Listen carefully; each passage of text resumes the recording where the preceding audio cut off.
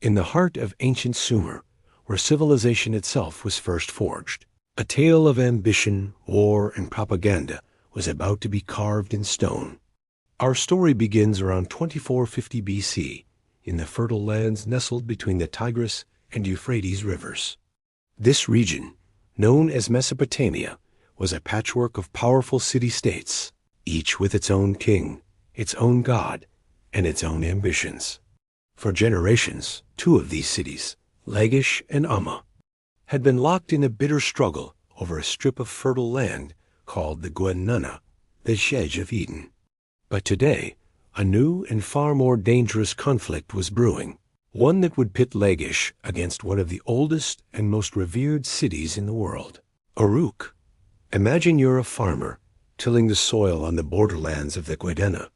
The sun beats down, the air is thick with the scent of damp earth.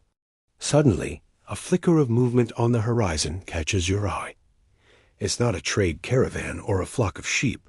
It's a glint of bronze, multiplied 1,000 times over.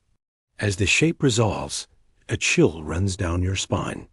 An army, not the raucous war bands you've heard stories about, but a disciplined, silent force marching in perfect formation. Their spear points form a bristling forest of metal, and their heavy shields, emblazoned with the emblem of an eagle clutching a lion, create a moving wall. This is the army of Lagash, and they are not here for a border skirmish. This is an invasion. You drop your tools and run, your heart pounding a frantic rhythm against your ribs. The news must reach Uruk. War is coming. Back in the magnificent city of Uruk, a place of towering ziggurats and bustling markets, King Lugalkez receives the breathless report. Uruk, the legendary home of Gilgamesh, a city that had stood for centuries as a beacon of Sumerian culture, was being threatened. Lugalkez, a proud and perhaps slightly arrogant ruler, couldn't believe the audacity. Lagash, a rival, yes, but to march on Uruk itself? It was an unprecedented act of aggression. He gathers his advisors in the grand throne room, the walls decorated with tales of Uruk's past glories. Messengers are dispatched, calling the banners. The militias are to be armed, the city's formidable walls manned.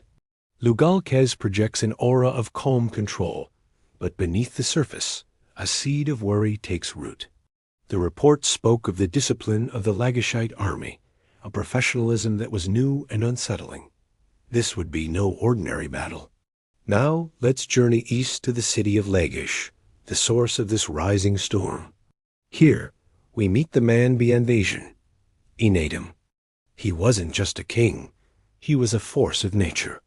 A brilliant military strategist and a deeply devout man, Enadam believed he was the chosen instrument of his city's patron god, Ningir-Su. In the central temple, surrounded by priests, Enadam makes his final preparations. He isn't just planning a war, he's fulfilling a divine mandate. He recounts a dream, a vision from Ningir-Su, where the god promised him victory and dominion over all of Sumer. To his generals, he is a tactical genius, outlining his plans on clay tablets. To his soldiers, he is a divine champion, a leader who will lead them to glory and riches. He dons his ceremonial helmet and grasps his battle axe, his eyes burning with a fervent fire. For Enadam, this war is not about land or resources. It's about destiny.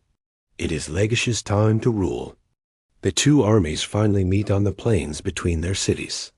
The sheer scale is breathtaking. On one side, the citizen soldiers of Uruk, a vast and courageous host fighting to defend their homes. On the other, Enadam's revolutionary army.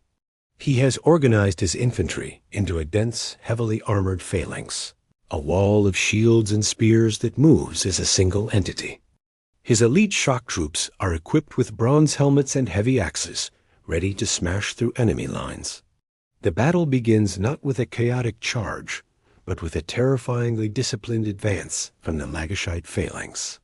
The air fills with the sounds of war, the blare of horns, the rhythmic tramp of thousands of feet, and the rising war cries of two great cities. The Uruk forces, accustomed to more fluid individual styles of combat, are stunned by the relentless pressure of the phalanx. Their spears splinter against the wall of shields. Chariots, usually a decisive weapon, struggle to find a weak point in the formation. Enadum, ever the commander, directs the battle from his own war chariot, a visible and inspiring presence for his men. He unleashes his axe-wielding shock troops at a critical moment, smashing into the Uruk flank. The line wavers, then breaks. The battle turns into a rout. The professional army of Lagash proves devastatingly effective. The fields are left littered with the tragic cost of ambition as the survivors from Uruk flee back towards their city walls, the disciplined army of Lagash in pursuit. In the aftermath, Enadum, the victor, wants to ensure his triumph is never forgotten. He commissions a monumental stone carving, what we now call the Stele of the Vultures. It's a masterpiece of political propaganda.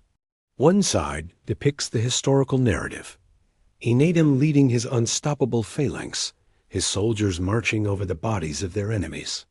Vultures are shown carrying away the severed heads of the defeated, a gruesome testament to Lagash's power. The other side shows the mythological justification.